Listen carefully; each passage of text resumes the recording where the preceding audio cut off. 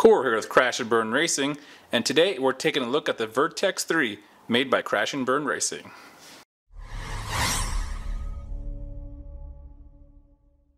Here are all the parts of the Vertex3 kit. You have 4 25mm standoffs, 2 2mm carbon fiber cam plates that are also the camera protectors, 4 TPU soft motor mounts, 4 8mm screws for the top plate, 4 10mm screws for the bottom plate, a 2mm top plate, 2mm bottom plate, and a set of 3mm carbon fiber arms.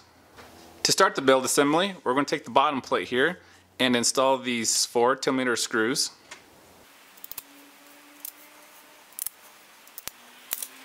With the 4 screws in place, we can now slide on the arms. And both these arms are exactly the same, so it doesn't matter which way you put them.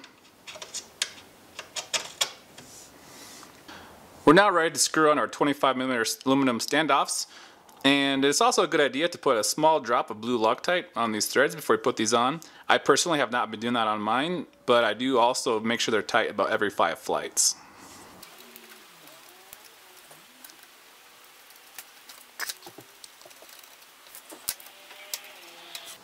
Now we're ready to install the cam plates, and this little tab will go into this little slot right here, so you can just set these into place.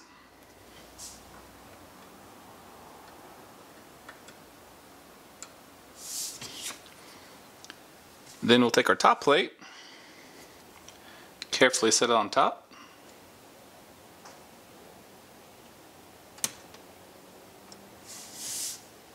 And then we'll install our 8mm screws on the top.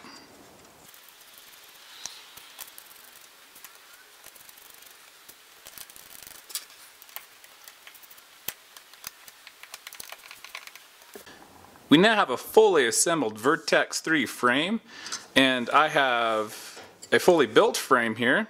And some features I want to go over real quick is that it does feature the option to run the battery on top and on the bottom. As you can see here on my prototype frame, I run the battery on top, which I prefer the control handling of that.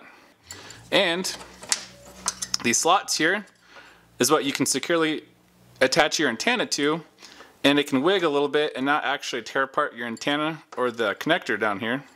Camera protection has been great on this frame. I actually ran into many things here this last weekend. I ran into a tree a couple times, and I even hit a steel post going straight on. And all it did was put in this little tiny dent in the carbon fiber right here. And on the final frame, one of the other little minor changes is that I did bring the camera out just a tiny bit, but as you can see, it still has great camera protection.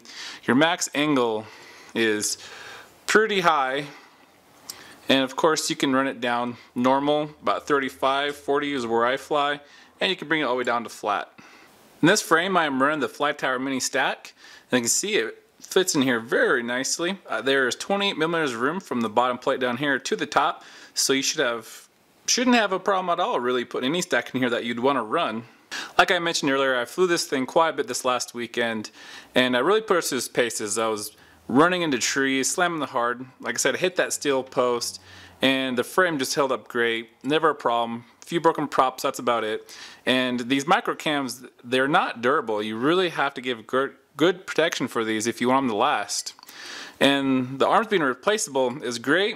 I'm not going to say you're not going to break one, but it will be fairly difficult to break one of these arms. The holes for mounting the stack are 2mm for M2 screws, which most stacks now seem to be using now, and it's getting harder and harder to find stacks that use 3mm screws. But in the event, if you actually do have one, you can just drill these out to 3mm. That wraps up this review of the Vertex3. There will be a link down below where you can find out more information about it on the website. If you have any questions, please post them in the comments below. I'm Corey with Crash and Burn Racing, and thank you for watching.